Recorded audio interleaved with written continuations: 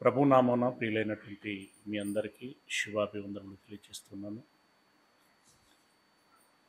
ప్రియమైనటువంటి దేవుని వారలరా, గడిచిన వారంలో మనం ధ్యానించినటువంటి అంశము పగలున్నంత వరకు దేవుని పని చేయాలి అనేటువంటి విషయాన్ని ఆలకించారు. మరి ఆ దేవుని పని విజయవంతం అవ్వాలంటే ఏం చేయాలి? ఈరోజు మనం ధ్యానించబోయేటువంటి అంశం అది. ఆ దేవుని పని విజయవంతం అవ్వాలి అనంటే మనం ఏం చేయాలి? ప్రియ దేవుని వారలరా, ఏం చేయాలి, ఎలా చేయాలి, మనము ఎలా ఉండాలి, ఎట్లుంటే దేవుని పని విజయవంతము అవుతుంది? ప్రియ దేవుని వారలరా, మోషే గురించి మనకు బాగా పరిచయం. మోషే పనితనము, నాయకత్వము, నమ్మకత్వము, సాత్వికత్వము 40 సంవత్సరాలు విజయవంతంగా భిన్నాభిప్రాయములు కలిగినటువంటి ఇశ్రాయేలీలని నడిపించటానికి సాధ్యపడింది. అది ఎలా ఆయనకి సాధ్యం? సరే, మనకు తెలిసినటువంటి విషయాలు ఒకటి సాత్వికత్వం, రెండవది నమ్మకమైనటువంటి వాడు. ఈ గుణాలు మాత్రమే నడిపించగలిగాయా? అదనంగా ఇంకేమైనా తనకు ఉందా అనంటే,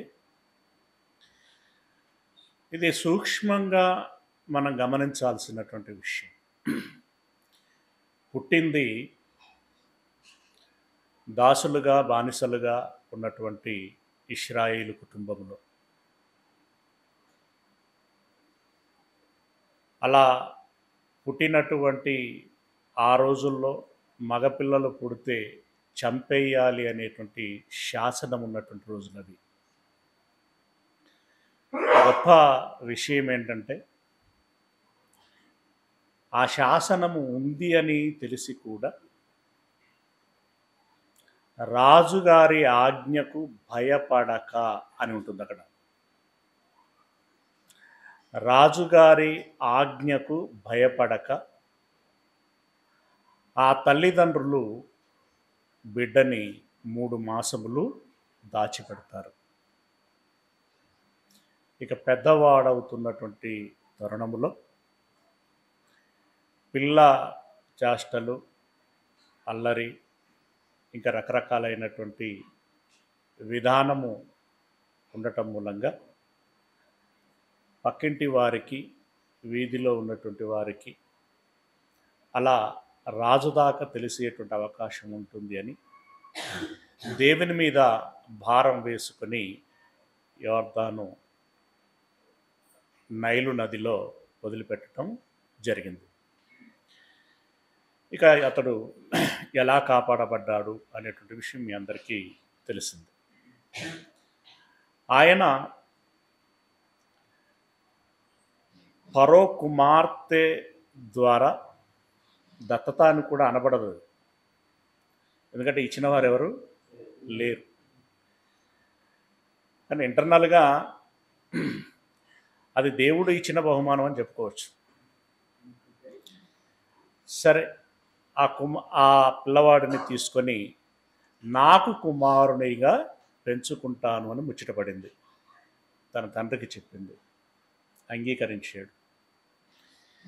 ఇక ఆ పిల్లవాడు చిన్నప్పటి నుండే మరి ఇప్పుడు యువరాణి గారి కుమారుడు కదా. ఇప్పుడు అతని ఎదుగుదల ఎలా ఉండాలి?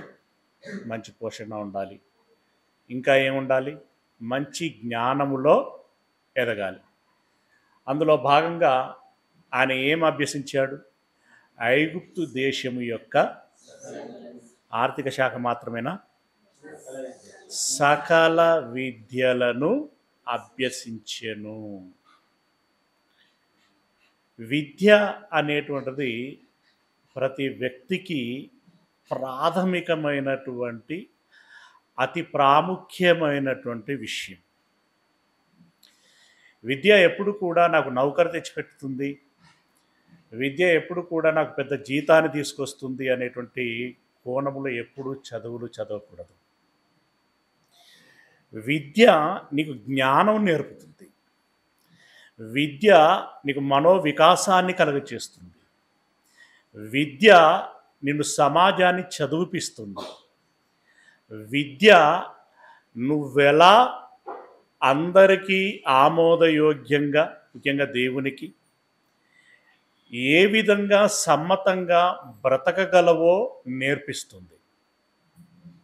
ప్రియులారా, మోషే గారు సకల విద్యలని అభ్యసించాడు. ఇక యువ రాజుగా అధికారిక ప్రకటన చేయవలసి ఉంది. ఆ సమయంలో తల్లి తన కుమారుడికి, అంటే పెంచుకున్న తల్లి, చెబుతున్నది ఏమని? ఇది చరిత్ర బిడ్డ, ఇప్పుడు సభ ముందుకు నీవు రాబోతున్నావు. అంటే ఈ మాటలని లేవు, కానీ ఇంటర్నల్గా అదే విషయం. నువ్వు సభ ముందుకి రాబోతున్నావు, ఎందుకంటే ఇలాంటి ప్రకటనలన్నీ కూడా సభాముఖంగా ప్రకటన చేసేటువంటి వారు అన్నమాట. సభ ముందుకి రాబోతున్నాం గనుక, మరి ఆమె పేరేముండిన మనకు తెలియదు, మా తల్లి ఇదిగో ఈవిడ అని చెప్పు, అంటే నేనే బిడ్డ, నీవు నా కుమారుడివి, ఈ రాజ్యానికి కాబోయేటువంటి వారసుడవు నీవే, నీవు రాజు అవుతావు. కనుక నేను చెప్పినటువంటి మాటలన్నీ జాగ్రత్తగా మనసులో పెట్టుకొని నువ్వు మాట్లాడవలసిన సమయంలో మాట్లాడు బిడ్డ, ఆ రకంగా నీకు పట్టాభిషేకము చేయబడుతుంది అని అన్నప్పుడు ఆయన సున్నితంగా, సారీ అమ్మ, నేను నా కన్న తల్లినిగా లేదంటే తల్లినిగా, ముఖ్యంగా ఈ ఐగుప్తు రాజ్యానికి వారసు రాలవుగా నీవు ఉంటే నీ వారసునిగా నేను అని చెప్పలేను. ఐఎమ్ సారీ అమ్మా, నేను నీ కుమారుణ్ణి అని నేను ఒప్పుకోలేను అని నిర్మోహమాటంగా చెప్పేశాడు.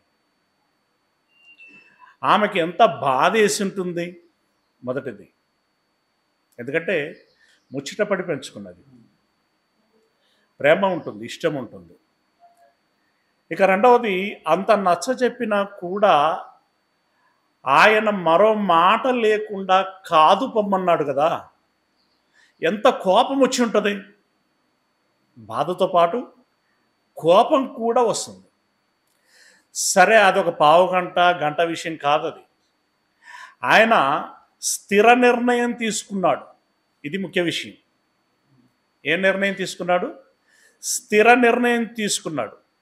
ఒకవేళ ఆ అమ్మ గంట తర్వాత మళ్ళీ నేను ఏదో మాట్లాడి సెట్ చేసుకుంటుంది అని అనుకుంటుంది.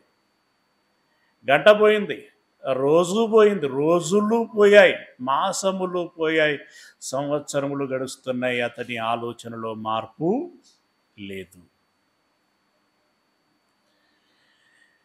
ఇక అక్కడ వ్రాయబడినటువంటి మాటలు మనం ఒకసారి గమనించినట్లయితే మనందరికీ తెలిసింది, బట్ ఈ సీక్వెన్స్లో మనం చూద్దాం.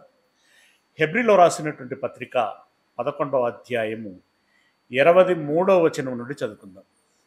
23వ వచనం నుండి. మోషే పుట్టినప్పుడు అతని తల్లిదండ్రులు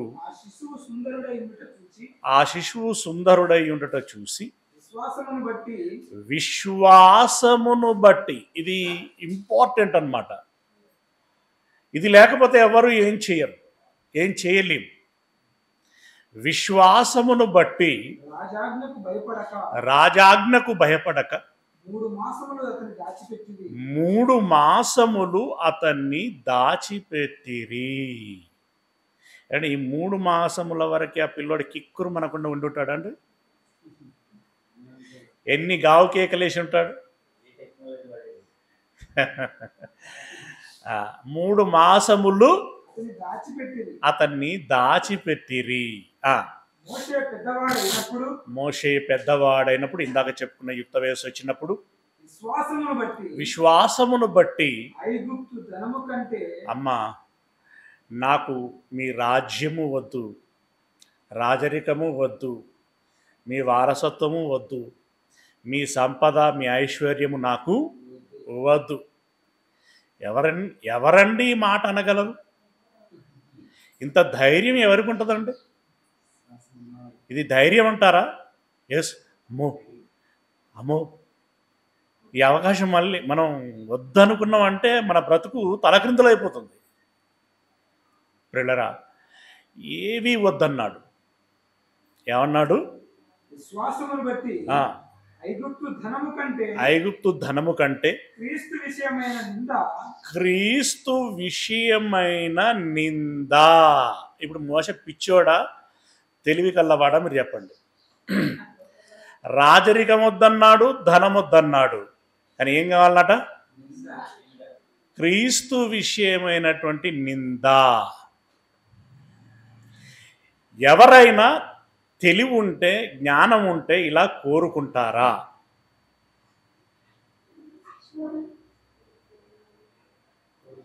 తెలివైన వాడే ఇలా కోరుకుంటాడు, జ్ఞానం ఉన్నవాడే ఇలా కోరుకుంటాడు. కోరుకోలేదు అని అంటే వాడికి తెలివి లేదు అని తన అర్థం. చదువులని, ఉద్యోగాలని, అధికారాలని, పొజిషన్లని వెంపర్లాడి జీవితకాలం అంతా పరుగని పరిగెడుతున్నాడు అని అంటే వాడికి తెలివి లేదు అని దాని అర్థం. అసలు సిసలైనటువంటి. కానీ ఈ మాటలు వారికి వెర్రితనంగా కనబడతాయి. ఏమండి? ఈ మాటలు చర్చీలలో ఉన్నటువంటి విశ్వాసులకు కూడా వెగటుగా ఉంటాయి. ఎప్పుడు ఈయన ఇట్లా చెప్తాడేంటి? దేవుడి గురించి చెప్తున్నప్పుడు, ఇలా వర్తమానం ఇస్తున్నప్పుడు దైవజనుడు ఆశీర్వాదాల గురించి చెప్పాలి, ఐశ్వర్యమును గురించి చెప్పాలి, ఎదుగుదలను గురించి చెప్పాలి, ఉత్సాహపరచాలి, ఇంకా దేవుని పట్ల ఆసక్తి కలిగేటట్లుగా దేవుడు ఇచ్చేటువంటి ఈవులేంటి, దేవుడు ఇచ్చేటువంటి ఘనతలేంటి, ఆధిక్యతలేంటి అని చెప్పి ఈ రకమైనటువంటి విషయాలు చెప్పాలి, ఈ రకంగా ప్రార్థన చేయాలి. కానీ మీరు దేవుని దగ్గరికి వస్తే శ్రమలు వస్తాయి, కష్టాలు వస్తాయి. అసలు మనం ఎంచుకోవలసినటువంటి ఆప్షన్లలో ఏ రకమైనటువంటిది ఎంచుకోవాలి అని చెప్పినప్పుడు ఇదిగో మోషే మాదిరిగా మనం ఎంచుకోవాలని చెప్తున్నాడు. అసలు ఏంటి అని చెప్పి వారు విరక్తి భావన కలిగి ఉండేటువంటి ఆలోచన ఉంటుంది. మోస్ట్లీ ఈ చరిత్ర అంటే నా చరిత్రలో చోటు చేసుకున్నటువంటి పరిస్థితులు ఇవే. మన వాక్యము అనన్నా, మన విధానము అనన్నా నచ్చక రెండవసారి మూడవసారి రానటువంటి వారు ఉన్నారు. కొన్నాళ్ళు వచ్చినా యాస్టొచ్చి ఆగిపోయినటువంటి వారు ఉన్నారు. కొంతమంది అయితే ముఖం మీదనే అన్న ఇట్లయితే మా నుండి కాదు అని చెప్పి నిర్మోహమాటంగా వారు వెళ్ళిపోయినటువంటి వారు ఉన్నారు. సోకాల్డ్ పర్సన్స్, వాళ్ళ పేర్లు నేను చెప్పకపోవటం మంచిది. ఏమండి? ఇలా ఉంటుందా ఇన్ ఫ్యూచర్ ఇక ఎట్లుంటుందన్నా అని అన్నప్పుడు ఉన్నట్టుగా చూపెట్టాను అన్నప్పుడు కష్టం అన్న అని వెళ్ళిపోయినటువంటి వారు ఉన్నారు. కానీ మోషే గారికి చూడండి, ముందు తెలుసు ఆయనకి. రెండవది ఒక క్లారిటీ ఉంది, అవునా? దాని పట్ల నిర్ణయము ఉన్నది. ఇప్పుడు అమ్మతో ఆ మాట మాట్లాడుచున్నాడంటే అంతకు ముందే ఆయనకు ఏం తెలిసింది? నా జన్మ, నా జీవితము క్రీస్తును పరిచయం చేయటానికి లేదా ప్రచారం చేయటానికి. ఆ క్రీస్తును ప్రచారం చేసేటువంటి క్రమములో నిందలు వస్తాయి, అవమానాలు వస్తాయి, కష్టాలు వస్తాయి. అయినా వాటిని నేను భరిస్తాను. ఎందుకంటే దేవుడు నమ్మకమైనటువంటి వాడు. అంత కష్టపడితే నాకు ఒక బహుమానమును ఆయన ఇస్తున్నాడు. ఆ రకంగా ఆయనకి దృశ్యం ఉన్నది, ఆ చూపు ఉన్నది కాబట్టి వాళ్ళ అమ్మతో ఆ మాట అన్నాడు. ఇక్కడ రెండు విషయాలు మనం గమనించాలి. ముందు ఆయన ఏ నిర్ణయానికి వచ్చాడు? నేను బ్రతుకుతే క్రీస్తు కోసం బ్రతకాలి అని నిర్ణయానికి వచ్చాడు. తర్వాత అమ్మ ఏ ఆఫర్ ఇచ్చింది? రాజ్యము, ధనము, అది ఆ అవకాశం ఇచ్చింది. ఇక్కడ దేని తర్వాత ఏంది అనేటువంటిది మీరు జ్ఞాపకం చేసుకోండి. ముందు ఆయనకు తెలిసిన విషయం ఏంటి? క్రీస్తు కోసం బ్రతకాలి. రెండవదిగా ఆయనకు వచ్చిన ఆఫర్ ఏంటి? రాజ్యాధికారము, ధనం. సాధారణంగా ఏమవ్వడానికి అవకాశం ఉంటుంది? ప్రభావితం అవ్వటానికి అవకాశం ఉంటుంది. కానీ ఆయన ఏనాడైతే దేవుడిని గురించి తెలుసుకున్నాడో, ఏ అభిప్రాయానికైతే వచ్చాడో, ఆ అభిప్రాయము వాళ్ళ అమ్మ ఎన్ని చెప్పినా, బహుశా తోటి వారు కూడా ఎందరెందరో ఎన్నెన్నో చెప్పి ఉంటారు, కళ్ళ ముందు కూడా ఎన్నో కనిపించి ఉంటాయి. ఎందుకంటే ఒక రాజా కుమార్తె దగ్గర పెరిగినప్పుడు ఇన్ని రకాలుగా అతన్ని ప్రభావితం చేసేటువంటి అంశాలు ఉన్నప్పటికీ ఆయనట ఏం చేశాడట చూడండి. మీరు జాగ్రత్తగా గమనించినట్టయితే ఆయన పెరిగి పెద్దవాడైనాడు, రైట్? అమ్మ ఆ ప్రపోజల్ చేసింది, కానీ అతడు దాన్ని తిరస్కరించాడు. ఒక దినమున ఈ దేశములో ఈ ప్రజల మధ్యలో పరిస్థితులు ఎలా ఉన్నాయని చెప్పి చూడటానికి వెళ్ళాడు. వెళితే ఒక సంఘటన జరిగింది. ఏం జరిగింది?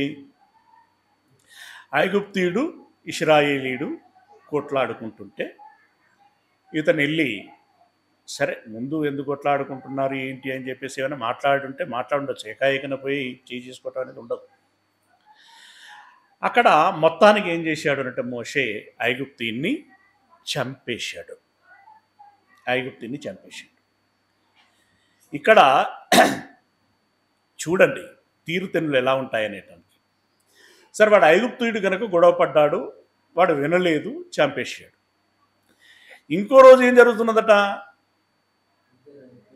అదే ఈ ఇశ్రాయేలీలే ఇద్దరు గొడవ పడుతున్నారు. గొడవ పడుతుంటే మరి ఎందుకురా మీరు గొడవ పడుతున్నారు అని చెప్పేసి అడిగాడు. మంచి మాటేనా చెడు మాట? మంచి మాటే. ఇప్పుడు వాళ్ళు దాన్ని మంచిగా తీసుకున్నారా, చెడుగా తీసుకున్నారా? ఏమన్నారు వాళ్ళు? వాళ్ళకి ఏమైనా బుద్ధి ఉందా? వారికి తెలివి ఉందా? ఏమైనా సొయ్యి సొప్పు ఉందా? నిన్న ఐగుప్తీని చంపినట్టుగా మమ్మల్ని కూడా చంపాలనుకుంటున్నావా అన్నారు ఏకంగా. ఐగుప్తీని ఎందుకు చంపాడు? నిన్ను ఎందుకు మందలించాడు? తెలివి లేదు. అంటే అప్పుడప్పుడు మన క్రైస్తవులకు కూడా ఇలా తెలివి ఉండదు. మమ్మల్ని ఎందుకు అంటున్నారు అనేటువంటి తెలివి ఉండదు. నిన్ను అనటంలో, నిన్న మాట వెనకాల ఒక ప్రేమ ఉంది. ఇప్పుడు మోషే వారిని గద్దించాడు అంటే వారి పట్ల ఏముంది? ఆయనకి ప్రేమ ఉంది. అందుకే ఎందుకు గొడవ పడుతున్నారా అని అన్నాడు. సరే, అప్పుడు ఆయనకు అర్థమైనటువంటి విషయం ఏంటంటే, ఆయన అప్పటిదాకా ఏమనుకుంటాడంటే, నేను ఐగుప్తిని చంపేశాను, ఇది ఎవరికి తెలియదు, ఇది రహస్యం అని అనుకున్నాడు, మేనేజ్ చేసుకుందాం అనుకున్నాడు. కానీ వీళ్ళు ఎప్పుడైతే నిన్ను ఐగుప్తిని చంపినట్టుగా మమ్మల్ని కూడా చంపదలుచుకున్నావా అని చెప్పేసి అన్నప్పుడు వీడికి ఎట్లా తెలుసు ఆ విషయం? సరే, వీడికి తెలిసిందంటే ఇది ఊరంతా పాకి ఉంటుంది. రాజుగారికి తెలిస్తే ఆల్రెడీ వాళ్ళు ఏమంటతోటున్నారు? ఆల్రెడీ వాళ్ళు ఏ కోపంతో ఉన్నారు? ఆఫర్ ఇస్తే రిఫ్యూజ్ చేశాడు. ఎవరు ఆఫర్ ఇస్తే? ఒక రాజు, ఒక రాణి. వాళ్ళు మామూలుగానే వాళ్ళు ఏం చెప్పినా చిత్తము అనుకుంటా పోవాల్సిన పరిస్థితి ప్రజలది. అందులో ఇతడు బానిసలకు సంబంధించినటువంటి వ్యక్తి వాళ్ళ దృష్టిలో. అలాంటప్పుడు వాళ్ళు ఏమైనా ఆఫర్ ఇస్తే వీళ్ళు ఏం చేయాలి? మీ పాదాలకు దండాలయ్యా, కృతజ్ఞతలను, జీవితకాలం మీకు నమ్మకంగా నేను ఉంటాను అని చెప్పేసి ఈ రకమైనటువంటి విధానం ఉండాలి వాళ్ళ దృష్టిలో. కానీ ఆయన ముఖం మీదనే ఐఎమ్ సారీ నేను ఉండలేను చేయలేను అని చెప్పేసి అని అన్నాడు అని అంటే వారికి ఎంత సుర్రమంటుంది, అది నశాలని కడుతుంది. అది వీడికి అవకాశం ఇచ్చుడే గొప్ప ఎక్కువ అంటే వీడు దాన్ని కాదంటున్నాడు. వీడికున్న ధైర్యం ఏంటి? వీడికున్న పొగరేంటి? వీడికున్న ఎంత గర్వం వీడికి, రైట్? ఈ రకమైనటువంటి కోపంతో ఉన్నారు. ఈ రకమైనటువంటి కోపంతో ఉన్నటువంటి సందర్భంలో ఇప్పుడు ఐగుప్తీని చంపాడు అనేటువంటి వార్త తెలిస్తే రాజుగారు ఏం విధించటానికి అవకాశం ఉంటుంది? మరణ శిక్ష విధించటానికి అవకాశం ఉంటుంది. ఎందుకంటే మొదటిది అవమానంగా భావిస్తారు వాళ్ళు,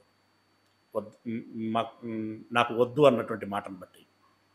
మొదటిది అవమానంగా భావిస్తారు, రెండవది అవకాశంగా భావిస్తారు. ఏమండి? అలా అతన్ని చంపడానికి అవకాశం ఉంది. అప్పుడు ఆయన ఏం చేశాడట?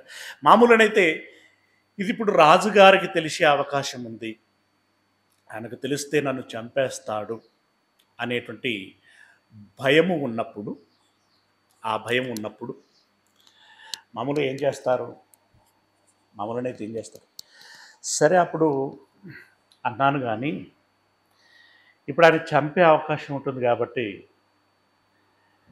ఎందుకైనా మంచిది వెళ్ళి తప్పైపోయింది క్షమించండి అని బ్రతిమలాడుకొని మళ్ళీ ఎలాగలా కొన్ని రోజులు కొంచెం మా అమ్మకి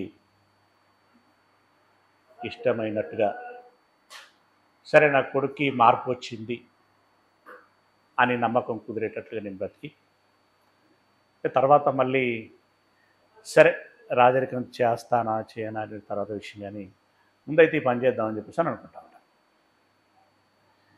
ఎందుకంటే కష్టము అనేటువంటిది, ప్రమాదము అనేటువంటిది,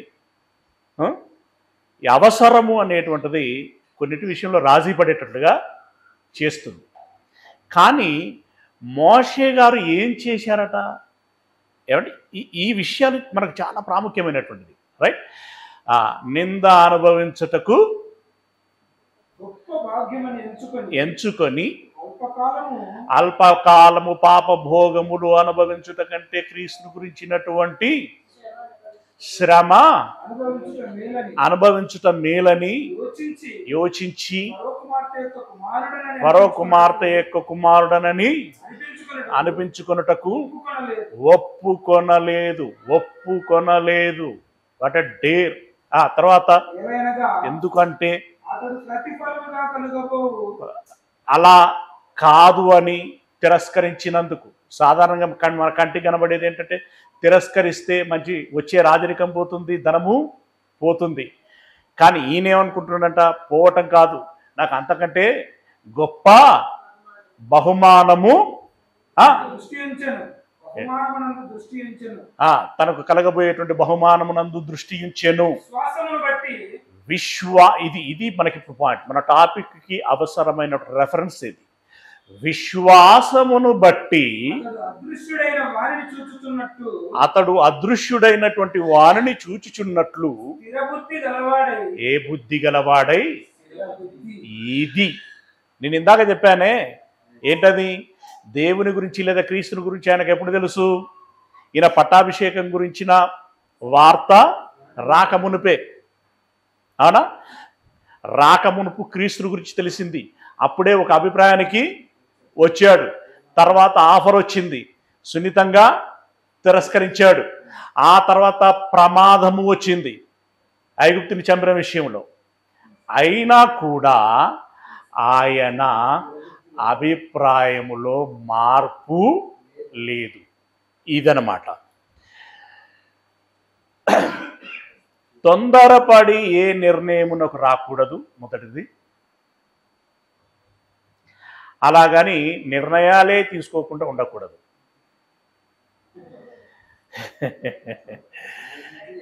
చాలామంది దేవునికి నువ్వేం చేస్తావో చెప్పారంటే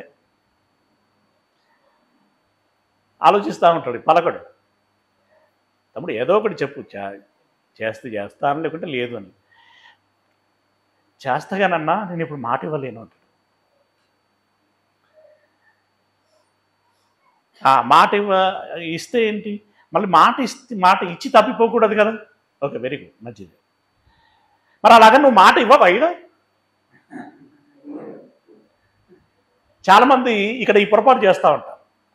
సరే, తొందరపడి నువ్వు అడగగా నన్ను ఇప్పుడే అడిగారు కాబట్టి నేను చెప్పలేను అన్నటువంటి మాట ఇట్స్ ఓకే, యాక్సెప్టబుల్. కానీ నువ్వు మరుసటి దినానికో మరుసటి వారానికో డెఫినెట్గా చెప్పాలి. అలా కాకుండా నేను చెప్పను, నేను ఇచ్చేనాడు నేను ఇవ్వగలిగినంత ఇస్తాను. అఫ్కోర్స్ ఇది ఎదుటి వాళ్ళకు చెప్పి ఇవ్వాలి అనేటువంటి రూల్ ఏమి లేదులే, కానీ అసలు నీ మానసిక స్థితి ఏంటి, నీ మనస్సు ఏంటి అనేటువంటిది నిన్ను నీవే గమనించుకోవాల్సినటువంటి విషయం. రైట్? స్థిర బుద్ధి గలవాడై రాజాగ్రహమునకు భయపడక ఐగుప్తును విడిచిపోయెను. పోతే పోయింది రాజరికం. తెలిసిన తర్వాత ఆయన ఏం చేశాడో చేసుకొని ఇప్పుడు మాత్రము నేను ఈ ఐగుప్తు దేశాన్ని విడిచి వెళ్ళిపోతాను. ఎక్కడికి తెలియదు. అంటే ఇంత కాన్ఫిడెన్స్ ఆయనకి ఎలా వచ్చింది? అభ్యసించటం మూలంగా. రైట్? ఏదైతే తెలిసిందో, ఏదైతే ఆలోచన చేశాడో, ఏ అభిప్రాయానికైతే వచ్చాడో ఆ అభిప్రాయంలో మార్పు లేదు. ప్రియులారా, ఇది వాక్యానుసారము, ఇది దైవ చిత్తానుసారము. నా మనస్సాక్షి కూడా 1-2 సార్లు ధృవీకరించుకున్నది. అలాగని నా మనస్సాక్షి అనారోగ్యం ఏమీ లేదు, అది వాత వేయబడలేదు. 1-2 సార్లు మదించి ఒక అభిప్రాయానికి వచ్చాను.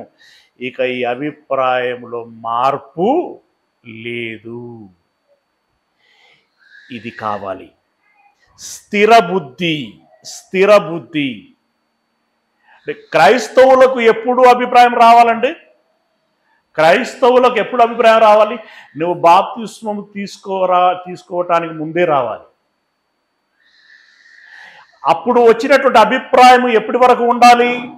ఎన్ని కష్టాలు వచ్చినా, నష్టాలు వచ్చినా, అవమానాలు వచ్చినా, నిందలు వచ్చినా, రకరకాలైనటువంటి ప్రతికూలతలు వచ్చినా, ఏ రకమైనటువంటి ఇరుకులు వచ్చినా కూడా నీలో ఏ మార్పు రాకూడదు?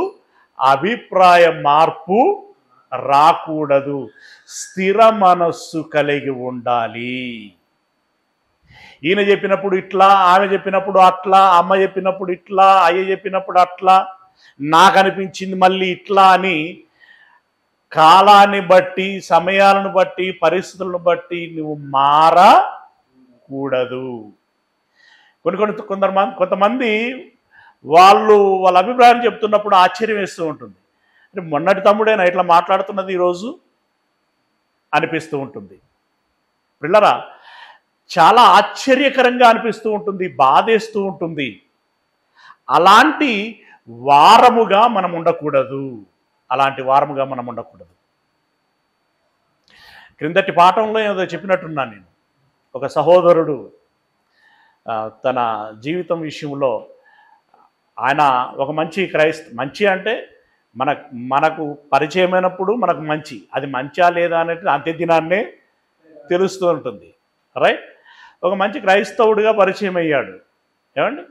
మంచి పరిచారము చేయాలనేటువంటి ఆ భావన కలిగి ఉన్నటువంటి వాడుగా పరిచయం అయ్యాడు. ఈరోజు అతని నోట ఏమొస్తున్నది అని అంటే, నీ దేవుడు నిజమైన దేవుడే అయితే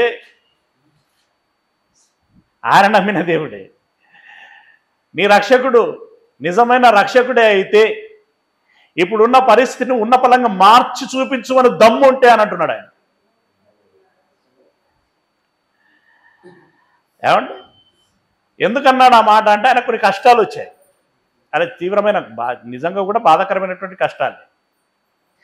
అలాగని ఆ మాట ఆ స్వరము రాకూడదు కదా.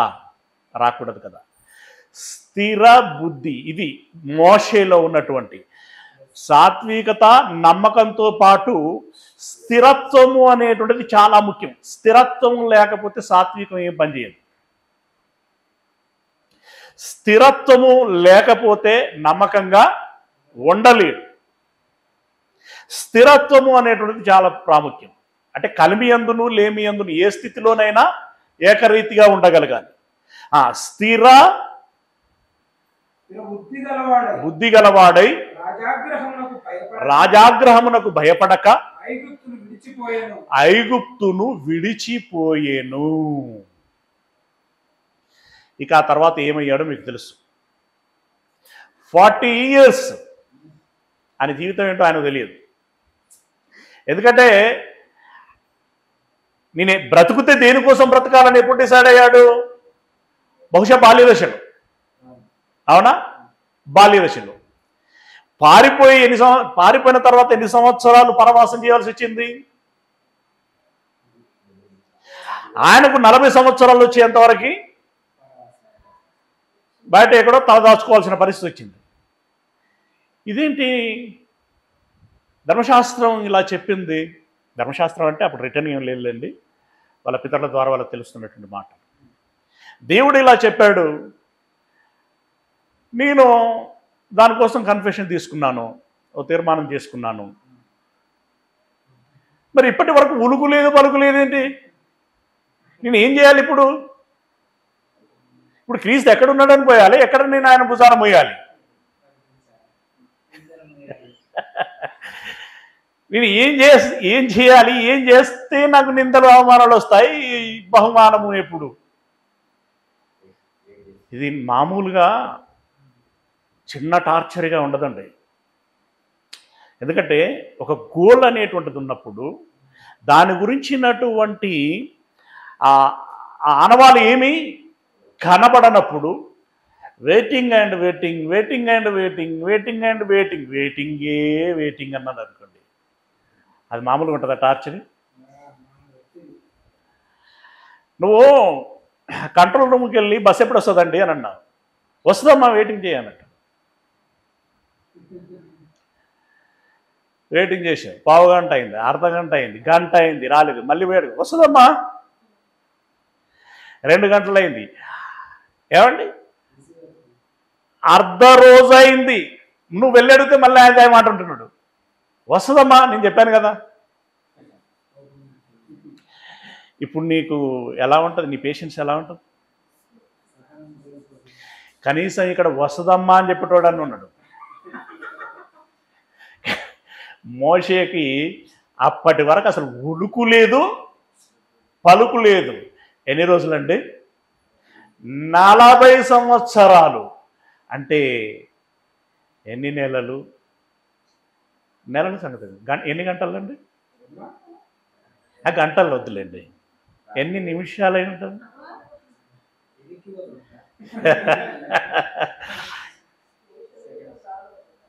ఎలా ఉంటుంది? ఇప్పుడు ఆయన తీర్మానించుకున్నది ఒకటి, అక్కడ చేస్తున్న ఉద్యోగం ఏంది? గొర్రెలు కాస్తాడు ఆయన. అవునా? గొర్రెలను కాస్తున్నాడు. గొర్రెలు కాస్తున్నప్పుడు ఆయన దృష్టి, ఆయన యావ దేని మీద ఉంటుంది? ఆయన గొర్రెలు కాస్తుంటే అబ్బా నేను ఈరోజు గొర్రెలకు కడుపు నిండా మేపించాను అని అనుకుంటాడు. ఆయనకి అనిపిస్తుంది అట్లా. నేను ఏం చేయాలి, అసలు ఏం చేస్తున్నా? ఆ టార్చర్ మామూలుగా ఉండదు. అయినా స్థిర బుద్ధి గలవాడు. ఆ స్థిర బుద్ధి అనేటువంటిది అవసరమైతే నీ జీవితకాల చరమాంకం వరకు కూడా నిన్ను ఓపిక పట్టిస్తుంది. అందుకే సహనవంతుడయ్యాడు, సాత్వికుడయ్యాడు, నమ్మకమైనటువంటి వాడయ్యాడు. స్థిర బుద్ధి అనేటువంటిది వెరీ వెరీ ఇంపార్టెంట్. పరిస్థితులను బట్టి అభిప్రాయాల మార్పులు ఉండకూడదు. ఏ ఎండకి ఆ గొడుగు పట్టే రకముగా ఉండకూడదు. ఎవరో చెబితే మన అభిప్రాయాలు మార్చుకోకూడదు. ఓకే, నీకు అప్పటి వరకు ఆ సత్యం తెలియదు, ఇప్పుడు తెలిసింది. ఇదివరకు తెలిసిన దానికంటే ఇది ఎక్కువైనటువంటి విషయం. అప్పుడు తెలిసింది నాకు పావులంతు, ఇప్పుడు నాకు భారాన తెలిసింది, లేదా రూపాయి వంతు తెలిసింది అన్నప్పుడు దాని నుండి నువ్వేమవ్వాలి? స్టెప్ అప్ అవ్వాలి. నేను ఇక్కడే ఉంటా, మళ్ళీ అక్కడ కుదరదు. నేను ఇక్కడనే ఉంటా, నేను స్థిరాభిప్రాయం కలిగినటువంటి వాడను అని చెప్పి నేను అక్కడనే ఉంటా అంటే కుదరదు. కనుక ఇవి గమనించుకోవాలి. స్థిర అభిప్రాయము అనేటువంటిది అంటే ఏది ఏమైనా సత్యములో ఉండాలి, దైవ సంకల్పములో ఉండాలి. ఓకే, గనుక ఆ 40 సంవత్సరాల తర్వాత దేవుడు మోషేను పిలుచుకున్నాడు, మంచి పని భారాన్ని అప్పగించాడు. ఆయనకి ఏదైతే తెలిసిందో, దేనికోసమైతే బ్రతకాలనుకున్నాడో అదే లక్ష్యం కోసం బ్రతకగలిగేటువంటి గొప్ప అవకాశం వచ్చింది. ఆయన కోరుకున్నదే. నిందలు కోరుకున్నాడు, ఆయన ఎంతమంది నిందించారో మనకు తెలిసిందే. అవమానాలు కోరుకున్నాడు, ఎంతగా అవమానించబడ్డాడో తెలిసిందే. ఇప్పుడు చెప్పండి, ఆయనకు బహుమానం దక్కి ఉంటుందా? ఏనా డౌటా కదా? రైట్, ఇది ఆయన విషయం. ఇప్పుడు యేసుక్రీస్తుని గురించి మాట్లాడుతున్నాం. అఫ్కోర్స్ యేసుక్రీస్తు మోషే కంటే చాలా గొప్పవాడు. కానీ నేను ఇక్కడ ఫిజిక్ను బట్టి మోషే సీనియర్ అవుతాడు కనుక మోషే గురించి చెప్పాను. ఇప్పుడు యేసుక్రీస్తుల వారు చేసిన త్యాగం కూడా వెలకట్టలేనటువంటిది. కూడా అనడం అది పదం కూడా కరెక్ట్ కాదు, బట్ ఒక వ్యక్తి లైన్లో మనం చెప్తున్నాం కాబట్టి కూడా అనేటువంటి పదం పడాను. Okay, right. ఆయన త్యాగం ఏంటి? తెలిసి తెలిసి శిలువ మరణమునకు అప్పగించుకోవటం. అవునా? సరే, అందులో ఆయన కష్టాలేంటి, నిందలేంటి, అవమానాలేంటి, అవన్నీ మనకు తెలిసినవి. ఆ విషయమును జ్ఞాపకం చేస్తూ ఆయన ఎందుకు అంత త్యాగానికి సిద్ధపడ్డాడు, మోషే కూడా ఎందుకు అంత స్థిరాభిప్రాయాన్ని కలిగి ఉన్నాడు? ముందుగా దక్కబోయేటువంటి లేదా కలగబోయేటువంటి బహుమానమును దృష్టిలో పెట్టుకొని. ఏంటి ఆ బహుమానం? ఈ లోక సంబంధమైనది కాదు, అది గుర్తుపెట్టుకోవాలి. ఈ లోక సంబంధమైనది కాదు.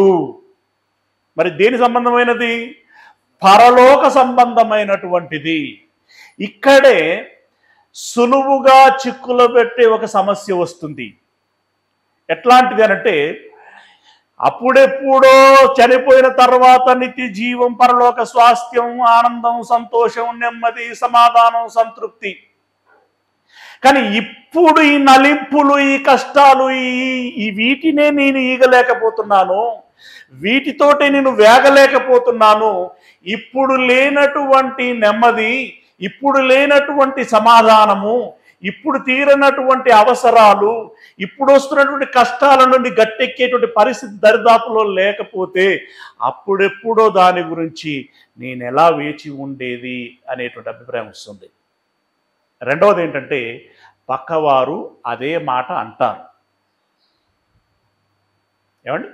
అన్యులు సంధించేటువంటి మాట కూడా అదే. మీరు ఏమన్నా అంటే బ్లాక్మెయిల్ చేస్తారా? ఏంటి? మీరు చేసే పనులను బట్టి మరణించిన తర్వాత నరకము లేదంటే నిత్య జీవము అని అంటారు. ఆ నరకం, నిత్య జీవము అనేటువంటిది నువ్వు చూసేచ్చావా? నీకు తెలుసా?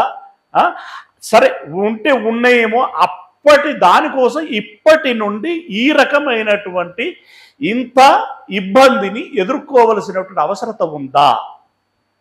సరే, అవి చేసిన దేవుడు ఇవి చేయడా? ఈ అవసరాలు తీర్చడా అని అడిగేటువంటి అవకాశం ఉంటుంది. అడుగుతూ ఉంటారు. ప్రియులరా, ఎగ్జామ్లు ఎందుకు పెడతారండి మామూలుగా? స్కూళ్ళలో కానీ లేకుంటే ఎంట్రన్స్లు ఉంటాయి కదా, అవి కానీ, అలాగే ఇక అంతకుముందు లేదు కానీ ఇప్పుడు జాబ్లో కూడా బాగా కాంపిటీషన్ అయింది కాబట్టి ప్రతిదానికి ఎగ్జామ్లో పెడుతున్నారు. ఇవన్నీ ఎందుకు పెడతారు చెప్పండి? ఈ టీచర్లకైతే ఒక వడపోత లేదు. ఏమండి, వాళ్ళు బీడీలు చేయాలి, తర్వాత ఇంకా టెట్లు అంటారు, ఈ బిఎస్సీలు అంటారు, ఇంకా రకరకాల పరీక్షలు అండి, రకరకాల పరీక్షలు. ఇవన్నీ ఎందుకు? మామూలు చెప్పేటువంటి మాట ఏంటంటే వడపోత అని అంటారు. ప్రియులరా, టీచర్ అనే కాదు, ఒక ఐపీఎస్ కావచ్చు, ఒక ఐఏఎస్ కావచ్చు, ఇంకా వగేరా వగేరా ఏవైనా గ్రూప్ 1, 2, 3 ఈ పరీక్షలు పెడుతూ ఉంటారు. ఈ చదువులు చదివి పాస్ అవ్వాలి, ఆ తర్వాత కూడా మళ్ళీ పరీక్షలు అని అన్నప్పుడు వాళ్ళు ఏం కోరుకుంటున్నారన్నమాట? ఉన్నటువంటి వారిలో శ్రేష్టమైనటువంటి వారు మాకు కావాలి. శ్రేష్టమైనటువంటి వారు మాకు కావాలి. నీ శ్రేష్టత పాడుగాను మీ ఇక్కడ చదవలేక చస్తున్నామనంటే ముచ్చట. ఇప్పుడు చదువుల గురించి ఎక్కడెక్కడో పల్లెటూరు నుండి చాలని డబ్బులతో పట్టణానికి వచ్చి ఇక్కడ నీడలేక, హాస్టల్లో ఉండలేక, పుస్తకాలు కొనుక్కోలేక, ఆ మెటీరియల్ సరిగా అందుబాటులో లేక వాళ్ళు పడేటువంటి పాటలు ఇన్ని కాదు. సరే, సంవత్సరం అంతా వేచి చదివాడు, 2 సంవత్సరాలు వేచి చదివాడు, అప్పటికీ ఇంకా నోటిఫికేషన్ రాలేదు. ముచ్చట. ఏమండి, ఇప్పుడు గడిచిన ప్రభుత్వంలో ఎన్ని సంవత్సరాల తర్వాత గవర్నమెంట్ సంబంధించినటువంటి నోటిఫికేషన్ వచ్చిందంటే? ఏమంటే తల్లిదండ్రుల ఆసరో లేకుంటే భార్యాభర్తలు ఒకరికొకరికి ఆసరగా ఉండటం మూలంగానో ఈ 10 సంవత్సరాలు నెగ్గుకొచ్చారు. కానీ ఆ ఆసర లేనటువంటి వాళ్ళ యొక్క పరిస్థితులు ఏంటంటే అయినా వేచి ఉన్నారు. అంటే మొన్న ఒక న్యూస్, ఉస్మానియా యూనివర్సిటీలో వాచ్మెన్గా చేశాడట ఆయన. వాచ్మెన్గా చేస్తూనే సంబంధిత ఉద్యోగాల కోసం ప్రిపేర్ అయ్యాడంట. మొన్న పరీక్షలు రాస్తే ఏకంగా 4 ఉద్యోగాలు వచ్చాయి ఆయనకి. 4 ఉద్యోగాలు వచ్చాయి. అంటే ఇప్పుడు ఆయనకి ఏమేముంది? జాబు కంపల్సరీ కొట్టాలి, స్థిర అభిప్రాయం. మరి ఆయనను ప్రభావితం చేసేటువంటి అంశాలు ఉండవా అంటే డెఫినెట్గా ఉంటాయి. కానీ వేటికి అవకాశము ఇవ్వలేదు. ఆయన లక్ష్యం ఏదైతే ఉందో అది నెరవేర్చుకోవటం కోసం కష్టపడ్డాడు. ఏమండి, వాచ్మెన్గా చేస్తున్నటువంటి ఆయనే పుస్తకం తెరిచి చదువుతూ ఉంటే పక్కనున్నోడే ఏమంటాడు? నీకు అవసరం ఆరా అంటాడు. అవునా? అలాంటి అవమానాలు వచ్చినా కూడా వేటిని లెక్క చేయకుండా ఈరోజు ఆయనే ఒక ఆఫీసర్ స్థాయిలో కూర్చున్న తర్వాత ఆయన దగ్గరికి ఇలా అన్నవాడి ఫైలు వెళ్తే ప్రియులరా, యేసు ప్రభుల వారి విషయం కూడా అదే. ఒకసారి గమనించండి, ఈ సీక్వెన్స్ మనకు చాలా అవసరం. అదే హెబ్రీ పత్రిక 10వ అధ్యాయము 1-2 వచనాలు. 10వ అధ్యాయం 1-2 వచనాలు.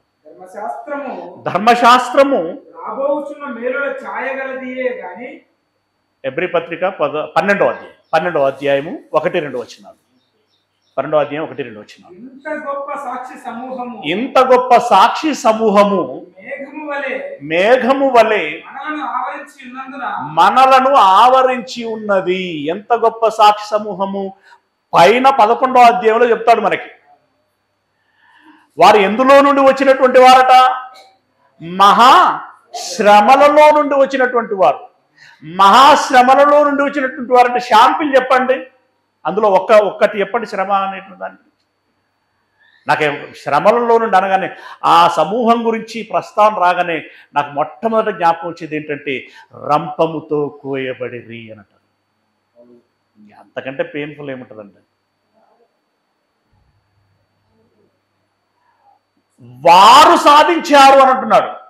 ఇంత గొప్ప సాక్షి సమూహము మనకు ఇన్స్పిరేషన్గా ఉండగా, స్ఫూర్తిదాయకంగా ఉండగా, మేఘము వలె మనలను ఆవరించి ఉన్నందున మనము కూడా ప్రతి భారమును జాగ్రత్తగా గమనించండి. మనము కూడా ప్రతి భారమును చాలా భారాలు ఉంటాయి. కొడుకులకు వృద్ధులైన తల్లిదండ్రులను చూసుకునే భారం, భర్తకి భార్యను పోషించుకునే భారం, అలాగే భర్తతో పాటు కలిసి నడిచేటువంటి భారం భార్యకి. ఏమండి, రకరకాల భారాలు ఉంటాయి. రోగాలు, నొప్పులు, ఆకలి, దప్పిక, ఉండటానికి గృహం, ఏమండి, ఉద్యోగం, కర్తవ్యం, ఇవన్నీ ఉంటాయి. దీనితో పాటు ఏమన్నాడు అక్కడ? మనము కూడా ప్రతి భారమును.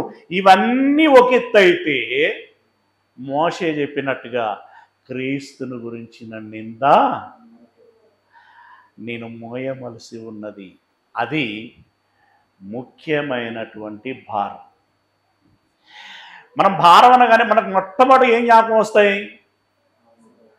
మనకున్న కష్టాలు, మనకున్నటువంటి ఇబ్బందులు, ఇరుకులు, ఇవి జ్ఞాపకం వస్తాయి. మోషేకి ఏది ఫస్ట్ జ్ఞాపకం వచ్చేది కదా? మనం రివర్స్లో ఉంటాం, కానీ మనము ఆర్డర్లో ఉండాలి. రివర్స్లో ఉండకూడదు, ఫార్వర్డ్లో ఉండాలి. మనకు ముందు భారము కానీ, బాధ్యత కానీ, కర్తవ్యం కానీ ఏది జ్ఞాపకం రావాలి అనంటే, నేను జన్మించిన జన్మ, బ్రతుకు కారణమేంటి అనేటువంటి విషయం మనకు జ్ఞాపకం రావాలి. ప్రతి భారమును సులువుగా చిక్కుల పెట్టు పాపమును విడిచిపెట్టి. సులువుగా చిక్కుల పెట్టు. మీరు ఎవరి జీవితాన్ని వాళ్ళు ఒకసారి వెనక్కి తిరిగి చూసుకుంటే, నేను ఇప్పటి వరకు ఎంత చేయాలి, ఎక్కడ ఉన్నాను అని గమనించుకుంటే ఎక్కడ ఫెయిల్యూర్ అయ్యావో నీకు తెలిసిపోతుంది. ఎక్కడ వెనకబడ్డావో నీకు తెలిసిపోతుంది. ఇలా ఎందుకు వెనకబడ్డాను అని క్వశ్చన్ చేసుకున్నప్పుడు నువ్వు బాగా ఆలోచించుకుంటే, నేను ఇంత ఫూలిష్గా ఆలోచించాను, ఈ నిర్ణయం తీసుకోవటం మూలంగా ఇంత నష్టం వాటిల్లింది. అలాగని నువ్వు అప్పుడే తీసుకునేటప్పుడు ఇది చెడ్డ నిర్ణయం తీసుకున్నావా ఏంటి? లేదు, ఇది మంచి నిర్ణయం అనే తీసుకున్నావు. కానీ మంచి నిర్ణయమా అది అంటే కాదు. మంచి నిర్ణయము అని నువ్వు అనుకునేటట్లుగా భ్రమ చేయబడింది. దాన్ని ఏమనంటే సులువుగా, అంటే నీకు తెలియదు, అది ఊబిలోకి దిగిన తర్వాత కానీ నేను ఊబిలో ఉన్నానని సంగతి తెలుస్తుంది. సులువుగా చిక్కుల పెట్టు పాపమును విడిచిపెట్టి విశ్వాసమునకు కర్తయు దానిని కొనసాగించువాడైనటువంటి యేసు వైపు చూచుచు మన ఎదుట ఉంచబడినటువంటి పందెములో ఓపికతో పరిగెత్తుదము. ఈ ఓపిక ఎప్పుడు వస్తుంది? నీ ముందున్నటువంటి బహుమానమును నువ్వు దృష్టిలో పెట్టుకున్నప్పుడు వస్తుంది. తర్వాత ఆయన అంటే ఇక్కడ యేసుక్రీస్తు తన ఎదుట ఉంచబడినటువంటి ఆనందము కొరకై అవమానమును నిర్లక్ష్యపెట్టి సిలువను సహించి దేవుని కుడిపార్శ్వం యొక్క సింహాసనమునందు ఆసీనుడాయను. అంటే ఇప్పుడు మోషే ఏ రకంగానైతే గోల్ పెట్టుకున్నాడో, సాధించాడో, యేసు ప్రభుల వారు కూడా ఆ రకంగానే ఒక లక్ష్యము పెట్టుకున్నాడు, సాధించాడు. మరి అందులో వాళ్ళకి ఏమేమి ఉన్నాయి? బాధలు ఉన్నాయి, కష్టాలు ఉన్నాయి, రకరకాల ఇబ్బందులు పడ్డారు వాళ్ళు. కానీ దాన్ని సహించగలిగేటువంటి ఓపిక వారికి ఎక్కడి నుండి వచ్చింది అనంటే, ముందుగా దక్కబోయేటువంటి బహుమానమునందు దృష్టి ఉంచినప్పుడు. మనకు కూడా ఇప్పుడు మనకేమైనా పని అప్పగించారనుకోండి, ఇప్పుడు నేను చెప్తున్నాడు ధర్మన్న, పోలీస్ పర్మిషన్ తీసుకోవాలని చెప్పేసి అంటే ఇక్కడ ఫ్లెక్సీ దగ్గర పని చూసుకొని అక్కడికి వెళ్ళి ఆడికి వెళ్ళిన తర్వాత మరి ఇట్లా సార్ని ఆఫీసర్ని కలవాలి అని చెప్పేసి అంటే కూర్చోమని చెప్పి గంట సేపు కూర్చున్న తర్వాత మరి నువ్వు అక్కడ లోకల్ పోలీస్ స్టేషన్ నుండి ఫార్వర్డ్ లెటర్ తెచ్చుకున్నావా అని చెప్పేసి అంటే అదా ఇది సేపు కూర్చుంటే పెట్టుకుని చెప్తున్నారేంటి అని చెప్పి అనగానే అది తెచ్చుకోవాలని చెప్పేసి వాళ్ళంటే మళ్ళీ ఆ ఎర్రటెండలో ఇక్కడ దాకా వచ్చి ఇక్కడ వీళ్ళ దగ్గర లెటర్ రాయించుకొని తర్వాత ఫ్లెక్సీ దగ్గరికి వెళ్ళి తీరా అక్కడికి వెళ్తే సార్ లేడు, రేపు రాపు. ఎట్లుంటుంది అది? ఎండలు ఏమైనా తక్కువ కాస్తున్నాయా? బండి మీద ఎర్రటెండలో రోడ్డు మీద ప్రయాణం చేస్తుంటే తెలుస్తుంది కదా, మన భాషలో చెప్తుంటారు చుక్కలు కనబడతాయి, అంత పెయిన్. తీరాడి వెళ్ళిన తర్వాత సార్ లేడు రేపు రాపోనంటే ఎలా ఉంటుంది? అప్పుడు బ్రస్ట్ అయిపోతాం మామూలునే అయితే. ఆయన ఏం చేయాలి లోపట మొత్తం అది వేసుకొని నోటితో మాత్రం ఏమనాలి? సరే సార్ రేపు వస్తాను. అవునా ప్రిల్లరా? అదంతా కూడా మనం భరించేటువంటి బాధ. ఇందుకు అవసరమైనటువంటి సహనం దేనిని బట్టి వస్తుంది అంటే, ఇదిగో నాకు దక్కబోయేటువంటి బహుమానము ఎంత గొప్పది అని నువ్వు గమనించుకోగలిగినప్పుడు, జ్ఞాపకములో ఉంచుకోగలిగినప్పుడు. రైట్, ఇప్పుడు 10వ అధ్యాయానికి రండి. 10వ అధ్యాయము 32వ వచనం నుండి, 10వ అధ్యాయం 32వ వచనం నుండి.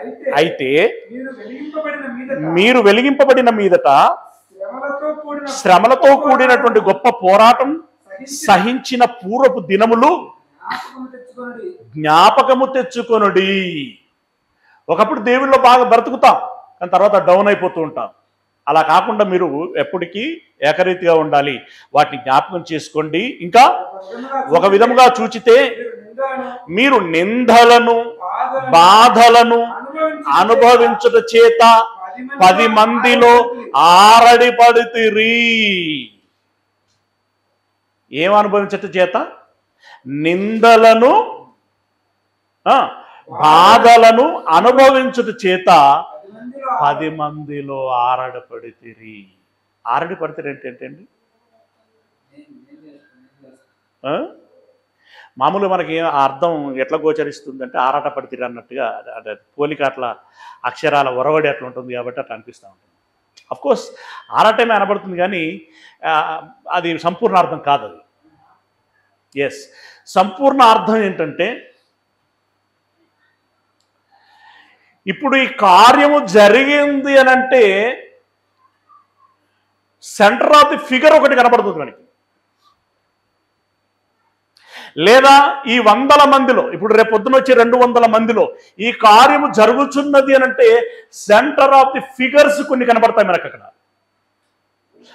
వీళ్ళ మూలముగా ఈ కార్యము జరిగింది అనేటువంటి ఒక దృశ్యము ఏదైతే ఉంటుందో అది చూసిన వాళ్ళకి తెలిసిపోతూ ఉంటుంది. అవునా? చూసిన వాళ్ళకి తెలిసిపోతూ ఉంటుంది. ఆ ప్రత్యేకమైనటువంటి దృశ్యము కనబడులాగున ఆరాట పడేటువంటి వారిని ఆరడిబడితిరి అని అంటారు. ఇదిగో మా టీంలో నేను ది బెస్ట్గా ఉండాలని మరి ఎక్కువగా ఇంకా అది కూడా నేను చేస్తాను, ఇది కూడా నేనే చేస్తాను, ఆ భారం ఈ భారం అని చెప్పేసి పరిగెత్తేటువంటి వారు ఉంటారు కదా.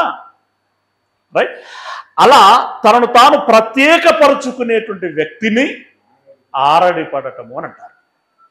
రైట్, అలా మీరు 10 మందిలో ఆరడిపడితిరి, మరి ఒక విధముగా చూచితే వాటిని అనుభవించిన వారితో పాలివారైతిరి. అంటే అలా చేశారు, లేదంటే కనీసం అలా చేసేటువంటి వారితో పాలివారయ్యారు. అంటే మొదటిది ఏంటంటే, నువ్వే చేశావు ఒంటరిగా ఒకటివే, లేదంటే అలా చేసిన 10 మందిలో నువ్వు ఒకడివిగా ఉన్నావు. ఏదైనా గ్రేట్. ఎందుకంటే కొన్ని ఒకెద్దు బండి ఉంటాయి, ఇంకో బండి, రెండిట్ల బండి ఉంటుంది. అవునా? దాన్ని బట్టి ఇప్పుడు అలా నీ ఉండాలి. అలా చేసేటువంటి వారితో కలిసి ఏమన్నాడు అక్కడ? పాలివారైతిరి. తర్వాత ఎలా అనగా మీరు ఖైదులో ఉన్న వారిని కరుణించి మీకు మరీ శ్రేష్టమైనది స్థిరమైనదినైనా స్వాస్థ్యం ఉన్నదని ఎరిగి మీ ఆస్తి కోల్పోవుటకు సంతోషముగా ఒప్పుకొంటిరి. ఇక్కడ ఖైదు అనంటే రెండు రకాలైనటువంటి విషయాలు మనకు కనబడుతుంటాయి. ఒకటి, సువార్త ప్రకటించటం మూలంగా ఖైదులోనికి వెళ్ళినటువంటి వారిని విడిపించాలంటే ఏమి ఇవ్వాలి? పూచికత్తు ఇవ్వాలి. రైట్? అక్కడ జమానత్ కట్టాలి, కట్టి విడిపించాలి. అదొకటి. రెండవది, సాతాను చెరలో ఉన్నటువంటి వారిని విడిపించాలి అనంటే దానికి కూడా నువ్వు పని చేయాల్సి ఉంటుంది, ప్రయాసపడాల్సి ఉంటుంది, ఖర్చు చేయవలసి ఉంటుంది. అయితే ఇక్కడ భౌతికంగా సువార్త ప్రకటిస్తున్నటువంటి వారిని ఏ చెరసాలలోనైతే వేశారో వారిని విడిపించటానికి వారి కష్టార్జితమును పెట్టి ఈ పరిచారకులని విడిపించారట. అలా విడిపిస్తే వారి గురించి ఏమన్నాడు అంటే, మరీ శ్రేష్టమైనది స్థిరమైనదినైనా ఎలయనగా మీరు ఖైదులో ఉన్నవారిని కరుణించి మీకు మరీ శ్రేష్టమైనదియు స్థిరమైనదియునైనా స్వాస్థ్యం ఉన్నదని ఎరిగి మీ ఆస్తి కోల్పోవుటకు సంతోషముగా ఒప్పుకొంటిరి. 1,00,000 రూపాయలు కట్టాల్సి వచ్చిందే అని బాధపడలేదట ఆయన. ఎందుకు బాధపడలేదు? ఇంత ఖర్చు చేసినందుకు, ఇంత కష్టార్జితమును నేను పెట్టినందుకు. ఇప్పుడు మీలో కూడా 10,000, 5,000, 20,000 ఎవరి శక్తి కొలది వాళ్ళు ఇచ్చారు. ఎందుకు ఇచ్చారు? ఊరికనే బజార్లో పడేయడానికని ఇచ్చారా? చెత్తలో పడేయడానికి ఇచ్చారా? మీ కష్టార్జితమును ఎందుకు పెట్టారు అక్కడ? ప్రతిఫలముగా. ఏమన్నాడు అక్కడ? మంచి స్థిరమైనదియు శ్రేష్టమైనదియు స్థిరమైనదినైనా స్వాస్థ్యం ఉన్నదని ఎరిగి దేవుని కోసం కష్టార్జితాన్ని పెట్టుబడిగా పెడుతున్నటువంటి బిడ్డలారా, మీ కష్టం వ్యర్థము కాదు. మీకది స్థిరమైనది, శాశ్వతమైనటువంటిది, శ్రేష్టమైనటువంటిదినైనా స్వాస్థ్యము మీకు దక్కుతుంది. కాబట్టి మీ ధైర్యమును విడిచిపెట్టకుడి. దానికి ప్రతిఫలముగా గొప్ప బహుమానము కలుగును. దానికి బహుమానముగా దానికి ప్రతిగా గొప్ప బహుమానము కలుగును. అది ఒక మోషేలో కనబడింది, అది ఒక యేసుక్రీస్తుల వారిలో కనబడుచున్నది. యేసుక్రీస్తుల వారు తిరిగి లేచి మరి సమాజానికి చూపించుకోగలిగాడు, నేను తిరిగి లేచానని చెప్పి. అలా నమ్మటానికి ఒక ఆధారాన్ని అతడు కలుగచేశాడు. రైట్? ఇప్పుడు ఈ సందర్భాలన్నీ చూడండి, మీకు ఆర్డర్లో పెట్టేశాను. ఒకటి, మోషే ఎందుకోసం అంత రిస్క్ తీసుకున్నాడు. 2, యేసయ్య ఎందుకోసం అంత రిస్క్ తీసుకున్నాడు. 3వది, ఈ హెబ్రీలైనటువంటి వారు ఎందుకు అంత పెట్టుబడి పెట్టారు, ఎంత రిస్క్ తీసుకున్నారు. నెక్స్ట్ ఏంటి? మనమే కదా. మనము కూడా ఇవన్నీ ఎందుకు రాయబడ్డాయి, ఎందుకు మాట్లాడుకుంటున్నాం అంటే, మనము కూడా ఇదే స్ఫూర్తిలో వెళ్ళాలి. అయితే ఇక్కడే కొన్ని సమస్యలు వస్తూ ఉంటాయి, అవి చూసుకొని ముగించుకుందాం. ఏమంటున్నాడు అనంటే, ఫిలిప్పీలో రాసినటువంటి పత్రిక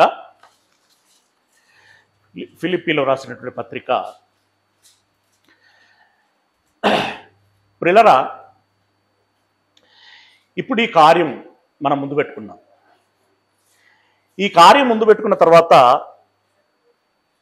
ఎన్నో సాధక బాధకాలు ఉంటాయి, ఎన్నో కష్ట నష్టాలు ఉంటాయి. దీనిలో ఉదాహరణకి ప్రార్థనలు ఉంటాయి, పాటలు ఉంటాయి, ఇంకా రకరకాలుగా కార్యాలు ఉంటాయి, వంట పని ఉంటుంది, ఊడ్చే పని ఉంటుంది, కార్పెట్లు వేసే పని ఉంటుంది. అవునా?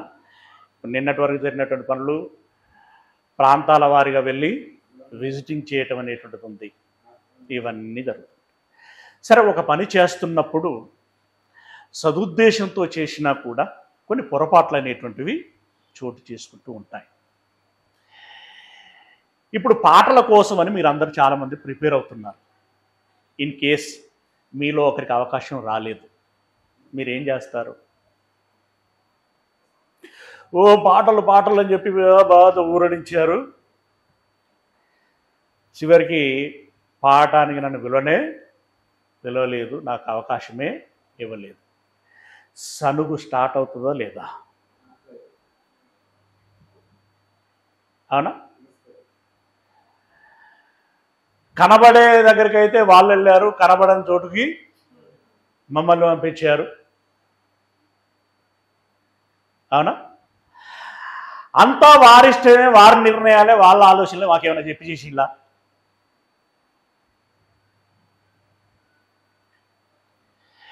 ఈ రకమైనటువంటి ఈ వంట పని చేసేటువంటి పని అది కష్టమైనటువంటి పని. ఒక్కరు కూడా రాలే. పొయ్యిల కట్టెల కాంచెలి కూరగాయలు కోసుకునేదాకా అన్నీ మేమే చేసుకున్నాం. ఇలా ఏ విషయమైనా కావచ్చండి, ఏ విషయమైనా కావచ్చు, చిన్నది పెద్దది మరి ఏదైనా కావచ్చు. మనకు నచ్చకపోతే ఏమొస్తుంది? సనుగుడు, గునుగుడు. రైట్? గనుక ఇక్కడ చెప్తున్నాడు విషయము. ఏమని చెప్తున్నాడు అనంటే, ఫిలిప్పీలో రాసినటువంటి పత్రిక 2వ అధ్యాయము 14-15 వచనాలు. 2వ అధ్యాయము 14-15 వచనాలు.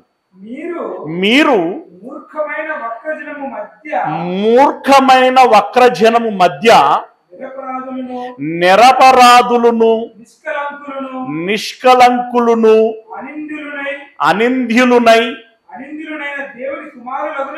అనింద్యులైనటువంటి దేవుని కుమారులగునట్లు. జాగ్రత్త గమనించండి. మూర్ఖమైన వక్రజనం మధ్య నిరపరాధులను, నిష్కలంకులను, అనిందులనైన దేవుని కుమారులగునట్లు. మీకు దేవుని కుమారులు అనేటువంటి వారికి ఏమేమి ఉండకూడదు అండి? ఈ జనం మధ్యలో నిరపరాధులుగా ఉండాలి, నిష్కలంకులుగా ఉండాలి, అనింద్యులునై ఉండాలి. అంటే ఏలెత్తి చూపించేటువంటి పరిస్థితులు మనం ఉండకూడదు. అలా ఉండాలంటే మనలో ఏం ఉండకూడదో చెప్తున్నాడు. ఏమన్నాడు?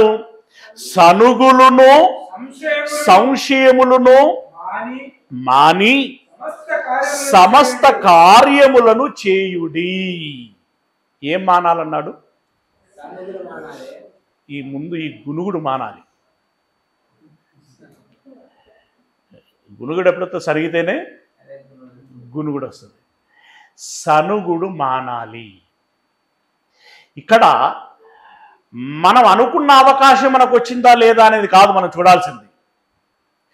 మనకు వచ్చిన అవకాశమును దానికి న్యాయం చేశామా లేదా అనేటువంటిది మనం చూడాలి. అంటే ఇంత ఆరోగ్యకరమైనటువంటి ఆలోచన అవసరం అండి, ఇంత విశాలమైనటువంటి మనస్సు అవసరం. రైట్? దేవుడు పరీక్షించేటువంటి విధానం ఏ కోణంలోనైనా ఉండొచ్చు. దేవుని పరీక్షలో మనము గెలవగలగాలి. ఏమన్నాడు అక్కడ? సనుగులను, సంశయములను మాని సమస్త కార్యములను చేయుడి. అట్టి జనం మధ్య మీరు జీవవాక్యమును చేతపట్టుకుని జ్యోతుల వలె కనబడుతున్నారు అని చెప్పేసి అక్కడ అంటారు. ఇది చాలా ఇంపార్టెంట్. సనుగులు మానాలి. తర్వాత 15వ అధ్యాయం, కొరింథీయులకు రాసిన మొదటి పత్రిక 15వ అధ్యాయము 58వ వచనం. కొరింథీయులకు రాసిన మొదటి పత్రిక 15వ అధ్యాయము 58వ వచనం. కాగా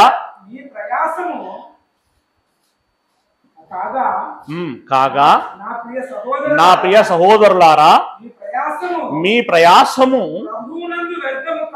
ప్రభువునందు వ్యర్థము కాదని ఎరిగి స్థిరులను, కదలని వారును, ప్రభు కార్యాభివృద్ధి యందు ఎప్పటికి నీ ఆసక్తులై ఉండుడి. మీరు చేసేటువంటి శ్రమ, మీ ప్రయాస ముందు ఏం గుర్తుంచుకోవాలంటే వ్యర్థం కాదు అని గుర్తుంచుకొని స్థిరులై ఉండాలి, కదలని వారై ఉండాలి, ప్రభు కార్యాభివృద్ధి యందు ఎప్పటికీ ఆసక్తి పరులై ఉండాలి. ఈ స్థిరులు అనేటువంటి ఈ విషయం, ఈ స్థిరత్వం అనేటువంటి విషయాన్ని మొదటగా మనం మోషేలో చూశాం. అవునా? యేసయ్యలో కూడా అదే చూస్తాం మనం. ఆయన మాట్లాడినప్పుడు ఏం మాట్లాడాడు? నా తండ్రి పని చేయ నిమిత్తం నేను వచ్చాను అని అన్నాడు. చివరికి ఏం చేశాడు? అదే చేశాడు. అలాంటి స్థిరత్వము మనకు ఉండాలి, కదలని వారముగా మనం ఉండాలి. అంత కష్టమైనా సరే అనుభవించాలి. ఎందుకు అనంటే ఇది వ్యర్థం కాదు, నాకు అర్థవంతమైనటువంటి ఫలాన్ని ఇస్తుంది అనేటువంటి స్థిర అభిప్రాయం మనకి ఉండాలి. అంటే ఇలాంటివన్నీ ఉన్నప్పుడు ఒక కార్యము విజయవంతం అవ్వటానికి అవకాశం ఉంటుంది. అలా కాకుండా మనం సనుగులు వెనుగులు పెట్టుకొని వాళ్ళ మీద వీళ్ళలిగి, వీళ్ళ మీద వాళ్ళలిగి, వాళ్ళ మీద వీళ్ళని కోపం చేసి, వీళ్ళ మీద వాళ్ళని కోపం చేసి, ఎడముఖం పెడముఖం అయి, ఎవరితో మాట్లాడుకోకుండా, ఎవరు చెప్పింది వాళ్ళు వినకుండా చేసుకోపో అని చెప్పేసి ఆ డాష్ అక్కడనే ఎత్తేసి ఉంటాయి. కానీ నాకు డాష అనేది అలా జ్ఞాపకం వచ్చి అన్నాను. కానీ ఇక ప్రతి ఇప్పుడు పాటల విషయంలో కూడా ఏదైనా కావచ్చు, పుస్తకాలు ఆనే ఎత్తేసే వాళ్ళు ఉంటారు. ఏ పని అప్పగిస్తే ఆ పని విషయంలో అక్కడనే చేసుకోపో, నువ్వే చేసుకోపో, నేను చెయ్యను. ఏమంటే ఇవన్నీ బాధ్యతారాహిత్యమైనటువంటి విధానం, రైట్? దానివలన వారేంటి అనేటువంటిది, వాళ్ళ సహనం ఎంత, వాళ్ళ సాత్వికత ఎంత, వాళ్ళ మంచితనం ఎంత, వాళ్ళ భక్తి ఎంత అని వారిని వారే వెల్లడి చేసుకుంటున్నటువంటి విషయంగా మనకు కనబడుతుంది. చివరికి ఒక మాట చూసుకొని ముగించుకుందాం. మంచి మాట. కొలసీలో రాసిన పత్రిక 3వ అధ్యాయము 24వ వచనం. కొలసీలో రాసిన పత్రిక 3వ అధ్యాయము 24వ వచనం. ప్రభు వలన స్వాస్థ్యమును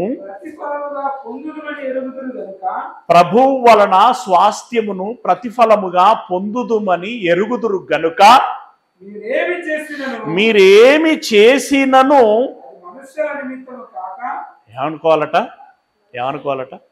నాకు ప్రతిఫలం ఇచ్చేది ప్రభువు లేదా దేవుడు గనుక నేను చేస్తున్నది, ఈ ఎర్రటి ఎండలో కష్టపడి చేస్తున్నది కానీ, చీకట్లోనే నిద్ర మాని చేస్తున్నటువంటి పని కానీ, ఏమండి, నువ్వు సాయంత్రం కానీ ఉదయం కానీ ఏ పరిస్థితుల్లోనైనా నీవు చేస్తున్నటువంటి పని, ఇది నేను మనుషులకు చేస్తున్నాను అనుకుంటే నీవు బలహీనపడటానికి అవకాశం ఉంటుంది. నువ్వేమనుకోవాలంటున్నాడు? నాకు స్వాస్థ్యం ఇచ్చేది ప్రభువు, నాకు బహుమానం ఇచ్చేది కూడా ప్రభువే, నాకు పని అప్పచెప్పింది ప్రభువే అని నువ్వు గుర్తుంచుకోవాలి. ప్రభువే పని చెబుతున్నాడు, ప్రభువే స్వాస్థ్యము ఇస్తున్నాడు అని దృష్టిలో పెట్టుకొని ఏం చేయమంటున్నాడు? నీవేమి చేసినను అది మనుషుల నిమిత్తము కాక ప్రభువు నిమిత్తమని మనస్ఫూర్తిగా చేయుడి. ఏ పూర్తిగా? మనస్ఫూర్తిగా. ఏమండి, మనస్ఫూర్తిగా చేసే పనికి ఏదో ఇష్టం లేకపోయినా కూడా కష్టంగా అక్కడ నటిస్తున్నటువంటి దానికి ఏమైనా తేడా ఉంటుందా? ఏమండి, అక్కడ అడుగు దూగదు, పని సాగదు, కానీ అక్కడ కదులుతూ ఉంటారు. కారణం ఏంటంటే వాళ్ళకు చెయ్యాలని మనస్సు లేదు. చేయకపోతే ఇక ఆయన అట్లా అంటారు, ఇవి ఇట్లా అంటది. నువ్వు వీళ్ళ కోసం కాదు అక్కడ ఉంటుంది, నీ ప్రభువు కోసం నువ్వు అక్కడ ఉన్నావనే విషయాన్ని గుర్తుపెట్టుకోవాలి, రైట్? ఇప్పుడు ఎన్నెన్ని విషయాలు గమనిస్తున్నాం ఇందులో. ముఖ్యంగా చెప్పుకోదగినటువంటిది ఏంటంటే స్థిర మనస్సు కావాలి. రెండవది ఇందాకనే చదువుకున్నాం, సనుగులు సంశయములు ఉండకూడదు. మూడవది ఇది నా ప్రభు కార్యము, నా ప్రభు కార్యమును నేను చేస్తున్నాను. ఏమండి, ఈ 3 ప్రధాన విషయాలను కనుక మనసులో పెట్టుకొని మనం జాగ్రత్త చేసినట్టయితే కార్యం విజయవంతం అవుతుంది. అవును, ఈ 3 విషయాలని మళ్ళీ చెప్పండి. మొదటిది స్థిరమైన మనసు కలిగి ఉండాలి. రెండవది సనుగులు సంశయాలు ఉండకూడదు. మూడవది నేను చేస్తున్నది నా ప్రభు పని అని మనసులో పెట్టుకొని చేసినట్టయితే ఒక మోషే పొందుకున్న బహుమానాన్ని నువ్వు పొందుకుంటావు. రేపొద్దున ఒక యేసుక్రీస్తుల వారు పొందుకున్నటువంటి బహుమానాన్ని నువ్వు పొందుకుంటావు. ఆ హెబ్రీలను ఉద్దేశించి అయితే రాశాడో వాళ్ళు పొందుకుంటున్నటువంటి బహుమానాన్ని మనం పొందుకుంటాం. రైట్, మనకు బహుమానం కావాలి.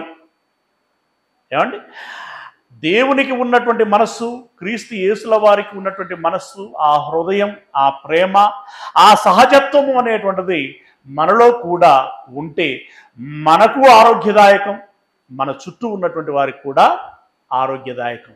ఇప్పుడు కార్యము విజయవంతం అవ్వటము కాకపోవటం అనేటువంటిది ఎవరి చేతిలో ఉంది చెప్పండి? దేవుడు తన కార్యం తాను ఎలాగైనా చేసుకోగలడు, కానీ నువ్వు చేయి బిడ్డ అని మనకు అప్పచెప్పాడు. దీనివలన ఏంటి అసలు? మనం ఏందో ఆయన తేల్చుకోవటం కోసం, ఇందాక చెప్పుకున్నామే వడబోత, రైట్, మనం ఏందో తేలటం కోసం ఆయన పనిని మన చేతుల్లో పెట్టాడు. మనం మోస్తామా కింద పడేస్తామా అనేటువంటిది మన చాయిస్. మోస్తే ఒక బహుమానం, పడేస్తే ఒక శిక్ష. దేనికి సిద్ధపడతావో దానికి సిద్ధపడి మనం ముందుకెళ్ళాలి. సో ఓకే, ఈ మంచి గుణాలని మనలో పెట్టుకోండి, ఆ రకంగా చెయ్యండి. రేపొద్దున మనం నలుగురికి మాదిరి అవుదాం. ఇదిగో ఇలాంటి పిల్లలందరికీ మీరేమవ్వాలి, మనం ఏమవ్వాలి? మార్గదర్శకులం అవ్వాలి. అండ్ మా డాడీ వాళ్ళు చేసినప్పుడు ఎంత బాగా చేశారంటే అని పిల్లలు రేపొద్దున చెప్పుకోవాలి. చెప్పుకోవటమే కాదు, మేము కూడా అలాంటి కార్యము చెయ్యాలి అనేటువంటి ప్రేరేపణ వాళ్ళలో రావాలి. అంత జాగ్రత్తగా, అంత ఆరోగ్యకరంగా, అంత క్రమశిక్షణతోటి, అంత ఐకమత్యంతో, అంత సంయమనంతో మనము దేవుని కార్యమును చేసి దేవుడు అనుగ్రహించేటువంటి ఆ నిత్య ఆశీర్వాదమునకు మనం పాత్రలము అవ్వాలి. God bless you.